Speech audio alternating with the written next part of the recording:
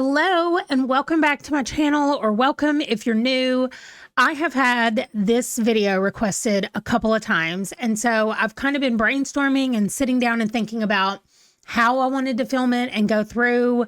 So I'm going to do the best I can do based on what I think you guys want, and then you can let me know what else or what other information that I have forgotten or that I skipped over, because a lot of times when I do something over and over and over, I start to assume that everybody knows that this is the step that you do. So if something's missing in here, please let me know and I will correct it in an updated video, probably in a few months, and just get it covered. But if I miss something and you message me, I'm going to answer your question immediately, but then I will update the video a little bit later. So we're going to jump right in with how this is specifically how to use Canva for book stuff. Okay, this will translate over into other things that you can use Canva for, but this is specifically for books. So first we're going to talk about getting your covers. Okay, we're going to start with the book that I'm currently reading, and also the main way that I download covers, and that is from Goodreads. You right click on the cover. Now there's a couple of things. You could copy the image and immediately paste it into the Canva board that you're using. If you think that you're not going to use that image outside of the Canva board, then that's fine. The problem that I have with it, we will discuss when we get over into Canva. So I like to save image as, and it's going to pull up this screen, and then I type exactly what it's called, which you can see I already have Framed in Death saved in here, but I type the title of the book exactly like it is, because you're going to need to use that to search for it later, both in Canva and in your downloads folder. So I advise you to type out the whole title of what you save. So that is in Goodreads. Also in Amazon, if you're over here, and this is where you look at it, you can see that I purchased the audiobook. I actually pre-ordered it because I read all of these books. Anyway, same thing. You're going to right click, save image as. It's going to pull up this. You're going to type in the title. It works the same way everywhere. Also, I pulled it up over here in Storygraph. For those of you that use Storygraph all the time, same thing. Right click, save image as. I guess this is a good time to say that I'm using a PC and not a Mac, so I cannot be of service for you if you are using a Mac. But now that we have gotten the covers situated and you have downloaded them all and they're named, what is the next thing we need to do? Go to the basics of Canva.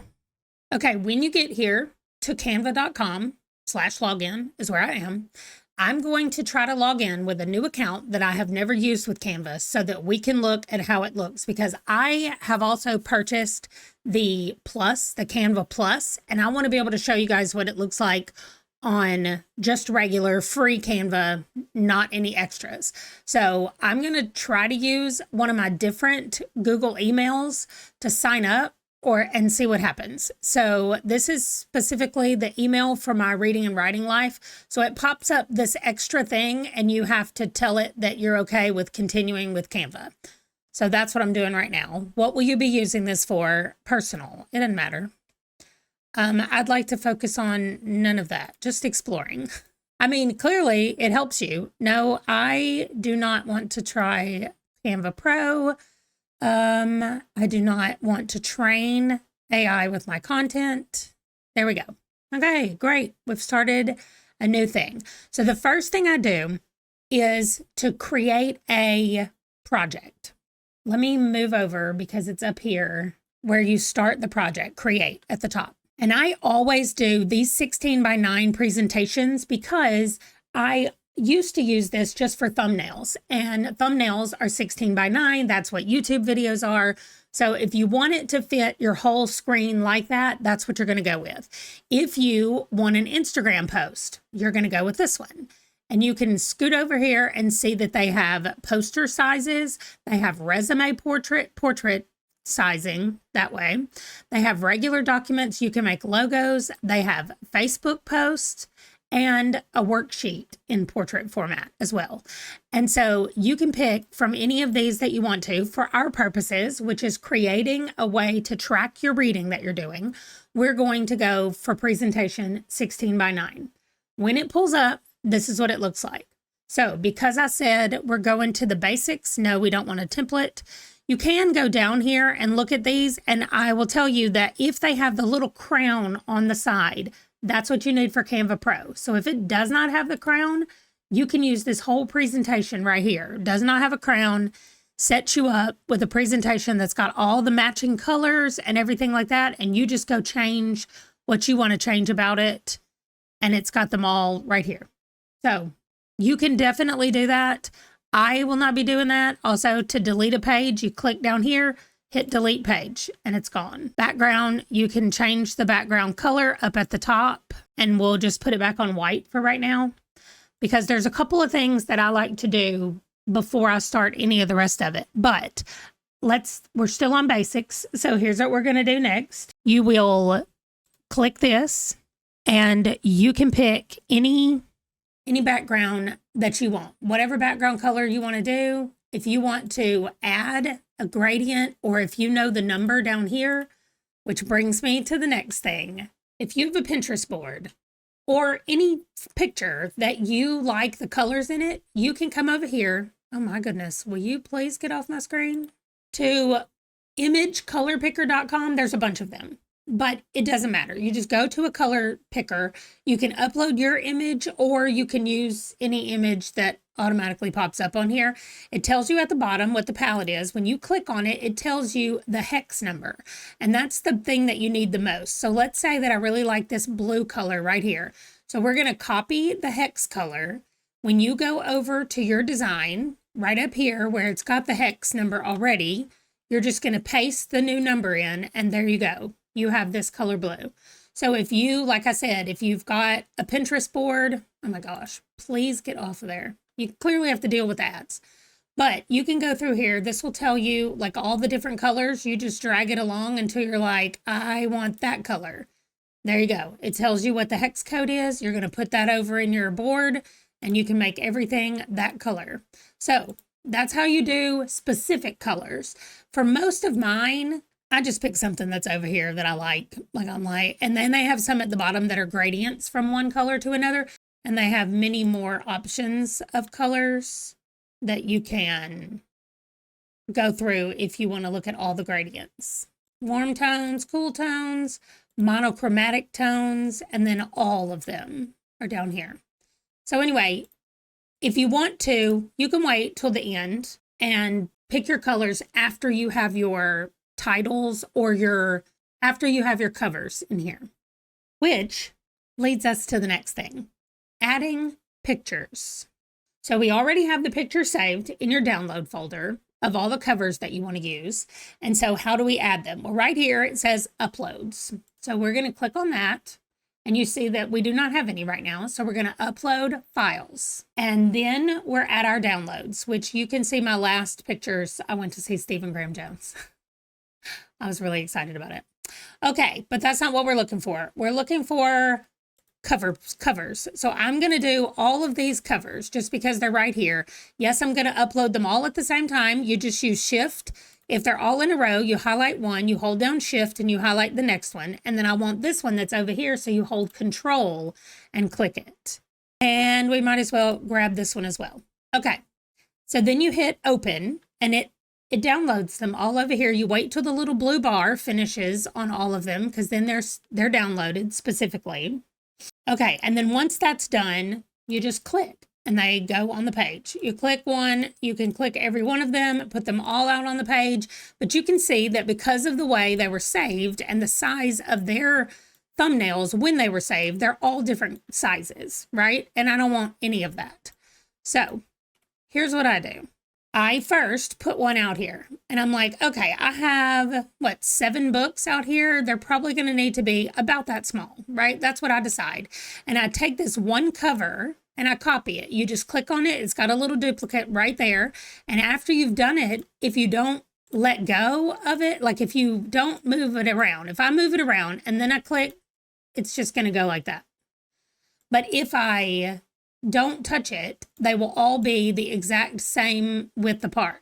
So I have 1, 2, 3, 4, 5, 6, 7, and they're all 28 dots apart. I don't know what the thing is here that we're doing. So I just collect them all like this, and you can move them all together. If you want them to stay like that, you're going to group them together, but we don't want them to stay like that. So now I know that each of the book sizes are going to be the same, and they're the same distance apart. So when I add a new book, I don't have to go through. This is what I used to do before I knew this. I would line it up and then try to make it small to fit the thing. And then I would try to make sure that I had it the right distance from everything. And then I'd be like, okay, I got it. That is more trouble because you can just grab a book now, drag it over and hold it and let go, and it replaces it. So now Love at First Fright goes next. What Moves the Dead, Lights Out, A Whole New Light, and The Merciless Ones. Now, yes, A Whole New Light is shaped differently than the rest. It is thinner and taller. So as you can see, more of her hand is cut off at the top, and the part is cut off at the bottom under A Whole New Light, where it says one line down there is cut off. If that is super important to you to have the whole book thing, you can drag it out and get the whole thing, but it's not going to line up with your other books. If you make it line up this way, it's not going to line up left and right, because now it's going to be, what was it? 44 instead of 28, like the rest of them are. But that's completely up to you. For me, it does not matter whether it is the whole book or not. So I'm going back to how we had it, and I'm just hitting back, which to undo is Control Z on my computer. So if you mess something up, you've got undo up here at the top. It doesn't always work on everything that you mess up, but most things it does. So that is how you add things in. And if you want to make just one side bigger than the other, you just grab these three and make them bigger. Then when you're ready, I'm going to leave it like this for a second, but now let's say I'm ready to do the background. When you click on it, it shows you the colors over here. You can click see all. This is every cover that you have and all of their colors. So if you're like, I really like that, I don't know, deep red in this Merciless Ones, right there, you have it now as your background color. Now, does it match every one of them? No, because you have to pick one of the covers that you want to use. But at least now it's matched the colors on here. Now, what if you want a color that's not matched on here, right? That doesn't show up over there, but maybe you want it. You're going to click on add the new color like we did before, and you're going to click the eyedropper. The eyedropper will pick any pixel that you want. So let's pick like one of these light, and it's right where it is in the middle. So there you go. That is one of the lightest pixels over here in this that we want. And now that's our background color. So that is how you choose the background colors. The same way, if you want to do a gradient, it works the same. You get to pick the two gradient colors that you want. It automatically picked two for you. You can decide how you want them to go, like which kind of gradient you want to flow. You can click the add new gradient and do the same thing. Like maybe you want it to start with his lights out, light blue, and have the green, but maybe we don't want the green. We just want the light blue, and we want the other color that we had. So you can add as many gradients as you want. It could be gradients of all of the books if you wanted to go through and do all of that. I do not want to do all of that. So we have the books that we're planning on reading in here. Now what do? Now we add the extra bits. So let's say you like it, but this is specifically for what you're going to read, I don't know, during winter, and you want it to look like it's decorated for winter. You're going to go over here where it says elements. You're going to type in at the top, winter, and it's going to show you all the things. It has graphics, it has photos, it even has videos, and it has some frames. Now, going back to what I said, if it has the little crown, you cannot use it. And they are not nice and sort them for you where the crown stuff is at the bottom and the free stuff is at the top. No, but you click on whatever you want to add that is free. We've got some snowflakes, and we have a snowman. I mean, forget about these books. No, these books do not match what we're reading, but here they are. Now, let's say you want the snowman to just be peeking out. You don't want to cover up the book title. Or maybe you want to have snowflakes everywhere. So you make a couple of snowflakes like this, and you can copy both of them and it will copy both snowflakes. So you move them again like this, where I had them almost touching, I guess. And then you do it again and you do it again, and it's going to move it off the page. So you do however you want to do, but you want the books to be on top. You can highlight all of the books. Just make sure you don't grab any other elements but the books. And you're going to hit position to the front. And there you go. There they are. Now for these where you can't just click and drag without getting other elements, you're going to hold down the space bar. So you're going to pick a book. You're going to hold space, move your mouse around until you know that you just have the book, hit the space bar. Same thing over here. Don't get the snowman. Don't get the snowflake. You just want the book. Space bar, position to the front. And you have all the books up front. Everything else is in the back. You can do the same thing where you, like, let's say this one is at the back. Hold on. And you want to move these two snowflakes to the back instead of moving the book forward. You can absolutely do that. You select both snowflakes using Shift, and then you're going to hit position to the back. And there they go, to the back. So that's how you do it. That's how you add the elements. There are lots of them. Like you can go through here. This right here is already a background for you.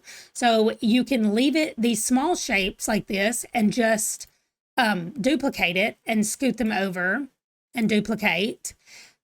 Or you can, let me take away those two. You can use this one that you have and stretch it and make it large and have just bigger snowflakes. But again, you click on it, you position, and you move it to the back so that it's there in the background, but you have everything else. And so you can scroll down through here. There are tons of things that are free. There's a lot of stuff that's cost, but there's a lot that's free. And also, okay, so you have this, let's say, let me get rid of that. That's just too busy in the background. But you have this thing of trees, and you're like, I kind of want to make a shadow look on them. Okay. That is doable. You're going to hit edit at the top, and right down here, it says shadows. And when you click on it, you can choose which kind of shadow you want. I'm thinking for this, maybe a drop shadow works best. And you click on it and it automatically gives you a drop shadow. So it just adds a little bit of depth to the sticker that you're looking at. Maybe it's not so flat against the screen. But there's so many other options that you can do down here, not just with the shadows. You can also decide what angle you want the shadow to be at by moving this around. Really, it's just going to be a matter of you getting in here and playing around. How far do you want the shadow to go? You can decide that as well. You can change the color of the shadow, give you a red shadow behind it. And then that just works for whatever in the world you want to do. And that works for all the elements that you put on here. You can do the same thing with your pictures that you place. You can do an outline shadow. You can do a drop shadow. You can make it glow around the outside, and you can pick the color that you want the glow to be. There's just so many things that you can do with the extra edit button over here. Also, background remover is part of their paid thing, but they can generate a background. I don't think I have ever done this before. Let me do this. So I'm going to click this and I'm going to say background generator. Oh, never mind. I didn't see the little thing at the bottom. That is definitely a pro thing. I guess Magic Studio is all a pro. Yeah, it looks like. Yes. Okay. So background remover is the one that I use the most, but that's not for this. Like I don't use background remover at all to do any of this stuff. But let's say that you have this looking the way you want it to look for the month. These are the books that you want to read during the month of December. We'll say maybe January. We'll go with January. Okay. So now how do you track what you've read? How do you track where these books are? Let's just talk about the tracking options. The main thing to know is if you like how this looks and you're like, I kind of want to play around with some more things, but maybe I'm worried that I might mess something up. Get down here at the bottom, you just click on your main thing at the bottom and you can hit Control D, or you can click on those three dots and hit duplicate page. See, it says Control D is your shortcut, and it just makes a copy of the page for you. So sometimes when I'm doing presentations and I'm trying to show y'all that what the books are, that I've added, I start with all the books like this, and then I take a book away on the second page. And then I duplicate this page and I take another book away. And then I duplicate this page and I take another book away. So when I film this for y'all, it's actually what will have to be backwards, because then I have to go through and move everything like this. But I would start out here. We would be in large screen, which is usually how I do these. And then I say, okay, these are not just the 4 books that I'm reading. I'm also reading Lights Out, and I'm reading A Whole New Light, and I'm reading The Merciless Ones. And these pop up because it's literally just going from one page to the next page where I have things pop up. So that's not what we're doing, but I just wanted to show y'all how you can do presentations like that, since this whole thing is about presentation. But what we're going to do is we're going to duplicate it. And when I am going through tracking things, I don't want all the decorations on the page. It makes it too hard for me to follow what's going on. So I'm going to select all my books. I make sure I've just selected the books by dragging them around. And I'm going to put them in a group, because you need them in a group, because you're going to slide them over here, but I need them all to come back. So I need to be able to reach one of the books in the group. And then I'm just going to select everything else and get rid of it. All right, so everything's gone. I bring my books back, and this is how I want to track the books. Now, the other thing I want to do is I want them all, I need to ungroup them. I want them all the same size again. And so because I made them different sizes, I am going to have to come up here and use one of those as a template to get them all the right size. Okay, so now the ways to track. You can move them. Like, I want to read all of these books, and you've seen this if you've seen my page. Over here where it says text, you just add a text box and it'll be this regular size text. You can also say you want to add a heading and it'll automatically be larger. You can add a subheading, which will be a little bit smaller. And then the text box is the same as a little body of text, right? They're both the same.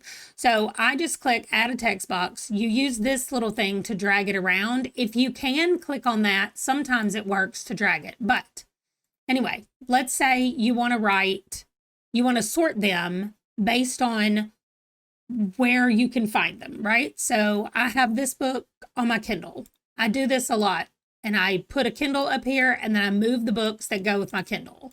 And maybe I have these books over here that I have at Chirp, which is an audiobook place. And I have these 2 books on Chirp. And you just go through like that. You divide them up by where the books are available. That way, it helps me a lot, because I'm usually playing a game, and I play a game and it's like, okay, you have to read Lights Out. And I'm like, oh, where do I have Lights Out? And so I come over here and I'm like, oh yeah, that one is from Libby. Right? So I copy the Kindle thing and it's from Libby, and I already know this. And so I'm like, okay, I just go read the Libby thing. I cannot handle this book having a shadow. So I just go hit none. Okay. But if all the books had shadows, it would be okay. But I can't handle one book having a shadow. Let's just say that all 4 of these books are at Libby. So there we go. I have all the books divided up into where I own them, how I'm going to be reading them. But maybe this is not where I track them after I've read them. So that will come in over here. I want to come over here, and let's say I want to see all the books that I've read in a rainbow color. I know that there are some people that do that. So you'll come back over here as you read the books, right? So I'm going to pretend like I read this book. There's 2 ways to get, well, there's lots of ways to get that copied over there, but let's say we want to keep it the same size. You can literally hit copy, Control C right here, go over to this page, hit Control V or paste, and there it is. Same size, ready to go. The other way to do it is to come over here and copy it, take your copy and just drag it down to the bottom, and it'll automatically, you just don't ever let go of it, but it'll automatically switch to that page, and then you can bring it up and let go of it up here. So however you want to copy it, you copy it. This is the first book you've read. So in the rainbow, it doesn't have to fit anywhere, right? It's yellow. If we're doing red, orange, yellow, there we are. Okay, then we come over here and we're like, oh, we finished this book. Okay, well, this one is green. We're going to copy it. We're going to take it over and we're going to put it next to the yellow. because it's green. Then we read this one. We're going to call this one reddish orange, right? So we bring it over and we put it over here. And that's literally what you're going to do is every time you read a book, you figure out where it slots into the rainbow color. And when it's done, you'll have a rainbow gradient, usually, depending on how many books you read. And you should be able to do it. Now, what if you read a book that is almost completely black or almost completely white? That's up to you. Some people like to have a section at the end for the black and whites. Some people put white at the beginning and black at the end. It's never going to be exactly correct as far as a rainbow goes, because the books that we read are not only those, 8 rainbow colors? So 7 rainbow colors. So you'll have to decide how you want to track that on your own. But we did tracking the rainbow. Now, let's say we want to track them based on rating. So I would go back over here, get me another, I would probably do a heading just because it's so big, but you're going to put stars. Oh yeah, wait, maybe up here I would write ratings. That's it. At the top of the whole thing. Oh, also, you see all these things dragging up, popping up? This tells you this is directly in the center of left and right. If you go down, it will tell you when you get to the center of right and left, of up and down. It even tells you that you're right here, like on top of the midline. Otherwise, that's the midline completely right there. And then on the edges, it tells you, like sometimes some screens will cut out the margin. And so it's telling you this is within the margins. So if you're given an actual presentation, I might stay in the margins. I don't have to worry about it because this is just for me. So it doesn't matter. But if you go over here again to elements, and we're going to type in this time stars, you're going to look, actually, let me just hit star because I don't want multiple stars right now. We want probably shapes is going to be the easiest one, but you're just going to click on that star. Yes, it's going to be a color automatically for you. Up here at the top, lets you change the color. Like you want your stars to just be black, or you want them to be an off-white. Or they could be the same gradient as your background, which might be a little confusing for you. So I'm going to go with this contrasting color, and then you make them whatever size you want to make them. And you're going to duplicate the stars. Now we want the points to like touch each other, but I'm not going to click off of here because I want it to automatically give me the other stars. So there's your 5 stars. You can highlight all of them, make it a little smaller. And let's say you gave It Ends With Us 5 stars. We're going to copy it and drag it over right under our 5 stars. Now, you just grab 4 of these to make your 4-star. You're going to slide it over. I see that we're too high for the rating thing. So I'm going to highlight everything and move it down. Then we're just going to get 3 stars. Copy and move them over. And then hopefully you don't have any, but we're going to get 2 stars and copy them over. And then finally, just copy 1 star and move it over. So you can put the books under the rating that they go with. And now you have tracked and divided your stuff based on ratings. So over here, it's sorting where they are. We had the rainbow gradient that you could do, and now we have the ratings. Then we also have the kind of basic one, which is what I do, and that is to just, every time I read a book, there's 2 things that I do, actually.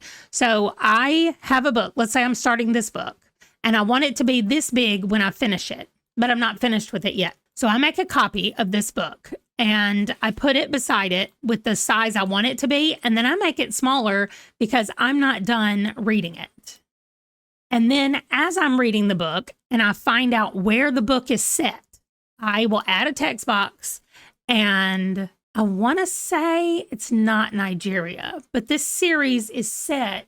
I think Nigeria is too far in Eastern Africa. I think this is set in Northwestern Africa, but I don't remember the country. But that's because I haven't read it yet. So when I start reading it, if y'all notice that my microphone moves sometimes, it's literally because the stand that it's on will just slowly start going backwards. I have tightened it as tight as I can possibly get it, and it just works its way loose. That's really a side point that does not matter, but I just noticed that my microphone was like falling away. Anyway, I have not read this book yet, so I don't know exactly where it's set. But that's what I do, is put that down there because I need that info when I'm tracking my books. And I don't always put it in my actual spreadsheet as I'm reading it. So it works better if I track it here and then over there. So let's say, let me put that back. Let's say that I have the country here and I finish reading the book. Well, I just get rid of this small one because I already have the one I want it to be set in. So I'm reading the next book and I will get a copy of the next book and I will bring it over and I want it here, but I'm not finished with it yet. And I don't want to look like I'm done. Okay, let me show you this right now. So I cannot get this. And of course it just lined up correctly, but I couldn't get it to line up. It was like a little bit off and it wouldn't stick where I wanted it to stick. So you can just click on it and hold your arrow buttons and it'll move and you'll see when it lines up. So that's what I do. And then I just make it smaller. And then all I know is when I'm finished with it, I make it big until it gets to the same width as that one. And I say where this took place, which I don't know, Resting Scrooge Face, and it's a Christmas book. I'm going to say that it takes place in Alaska. I don't think that's true, but I'm going to put that there. Okay, so that's how it works. That's how I track my books. I tried to do the rainbow thing at the beginning of the year because I thought that would be cool. I just didn't keep up with it. And I fought with myself too much on what color I thought a cover was. I was like, I don't know, that's kind of blue, but also it's greenish. And I spent way too much time debating on what color it actually was. And so I just quit. So this is the way that I usually track my books when I'm doing this. Now, finally, the last thing we're going to talk about is readathons. And we're going to talk about readathons that have a graphic that goes with them and readathons that don't. So first, for readathons that don't have a graphic, I add a heading and I put the name of the readathon, which right now we're just going to call non-graphic readathon. And I do the same thing. If I add a subheading for prompts, like prompt number 1, I would put right here, and then I would put the book under it. And then I do the same thing for prompt number 2 and prompt number 3 and prompt number 4, however many prompts there are. I do this for the TBR trails. That's not what it's called anymore. It is TBR trail. The one that we get 6 prompts every month and it's not, there aren't any graphics. Some people on our team create graphics. And so you can use those if you want to use those. I just do this and I put the prompt and I put a picture of the book that I'm going to read for the prompt underneath it. And then when I'm done, I use an element, which I think in this case, I use a yellow star in her for this one. So I just have the star. And I do this. Actually, I try to make it a little bit smaller than the cover so that we can still see the cover, but we know that it's red. If none of them are red, I take my star and I put it in the bottom. So I go ahead and pick my element that I'm going to use to say what I've read and what I haven't read, and I put it in the bottom. And then I just use it on the first one and I copy it along for all the rest of them as I finish reading them. So now what do you do with a readathon that has a graphic? I still, for the month, I have chosen this background as my gradient for the month. And so I don't want to lose it. So I still want to have it here, depending on what the readathon is. If the readathon has really deep graphics, like that the colors don't go with this at all, or they might have a graphic that's large enough for the whole page, let's play around with it. Okay, for this example, we're going to use the Long Walk Readathon that I'm going to be co-hosting in the month of October. So there will be a video coming out explaining this and what's going on, but it has a lot of graphics because Stacy's the best. So I want to show you kind of how my plan is, what I plan to do for this one. So I'm going to upload files. I just downloaded all of the main 4 graphics. These are not all of them, but these are the 4 that I specifically want to have on here. So this year we have a game board and we have prompts. So that's going to work a little bit differently, but this is where I'm going to keep my 20 books. So I want to have it be as big as it can possibly be. There are 20 prompts. You do not have to read 20 books. I am going to read 20. Then I have 2 sets of prompts because there are 20 prompts, and I want to have them over here to the side, and I want to have them small enough where I can read them. I'm going to group them together, but actually what I'm going to do, let me ungroup them because I don't need it to say prompts continued right here. So I'm going to bring this down, and because you can see that this one is at the back, it's actually covering it up. So I want this position to go backwards. There we go. And so I just want it to be right there where it goes straight from number 10 to number 11. Now I can also take this page like this, and I can scoot this down where it's right at 11. And I can take this 10 and I can scoot it up, and then I can just put them right on top of each other. Like there's no point in me, like I don't have to go through and cover them up, but you can. Then I'm going to group them together, and I'm going to shrink it down until they both fit. I'll put the top there, and then I'll just make it larger until we get to there. Now, let's say your eyes are like mine and are not great to read all these prompts. Well, I'm going to go ungroup them. So when I'm deciding like, oh, I'm going to read one of these, I will just move this and make it bigger, see what it says, and then Control Z till it goes back. I do that a ton of times when I need to find the author of a book and I can't read it because I've made the book too small. I just grab the book, I make it big, I bring it to the front, I read the name on the list, and then I just undo it till it goes back to where it was. So I don't have any problem making this small. I will just make it big if I need to read it. So the last part is the game board, and I want the game board to be able to be as large as possible. So I'm going to take all the space up on the inside. What I might actually do is move this some because I don't care about the Stephen King Long Walk book. And there we go. I can make it bigger and I can put it in the middle. So I do need to see the legend because those are going to make a difference about where I go and what I do. So in this readathon, I will probably go through each of the prompts and pick 20 books. But the other thing you have to know is the page numbers of each of the books.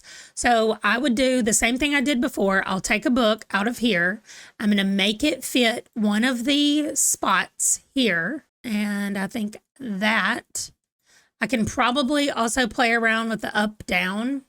Okay, here's another thing to talk about. So let's say I want to just grab that book cover, but I want this to stay where it is. You can click on this and hit lock right there. So now this is not going to move around. You can't click and drag it, but I can drag anything on top of it. I can also highlight things on top of it, and it's not going to highlight that thing. It's only going to be the one thing that I have picked to highlight. So I'm going to move this around until I like just where it fits in this thing. And then I'm going to copy it, put it on number 2 where I want it. And it should automatically do 3 and 4. And then I'm going to highlight the whole thing, copy it. And I want to move it down right where I want it to be, right there. And then I will just copy, copy, copy. Now you can see I clearly moved down a little bit further in the top one than I intended to. So they all kind of shifted down. So I will go in manually then and grab each of them and just move them up where I want them to be. Clearly 21 is going to be the sweet spot for being separated. Oh, no, it's not. Okay, so but that's how I do it. And then I just fix them all. Maybe it's 19 until they all work in the spots. And that depends on who made the graphic. Sometimes the graphic is not straight and you have to decide, do you want to be perfectly straight or do you want to be on the graphic? And then as I choose the books that I'm going to read, I will just fill them in here, but then I can just drag them and I don't have to do whatever I was trying to do before, you know, where you try to match every one of them. Now they're all in and you just drag your titles into what you want to read. Then the last thing is if I am reading books and they have a map like this, I take the book, I make a copy of it, and I make it really small. And I say, I read this book at this stop right here. That also just helps my brain go, okay, so I did that stop. And then I read this book at the next stop, which was down here. And so then I know where I am on the board as I'm moving through. This one is a weird snake-like game board, but I do that on every one of them. If it's a thing that doesn't matter about the books that I read, then I will pick an element over here to the side, elements, And let's say that I want to be a pair of shoes, since this is called The Long Walk. So graphics, let's see if I can find, oh, here we go. Here's a Converse that is, right now it's black. You see up at the top, it's black and white. You can click on it and you can change the color, and I can have purple and black Converse.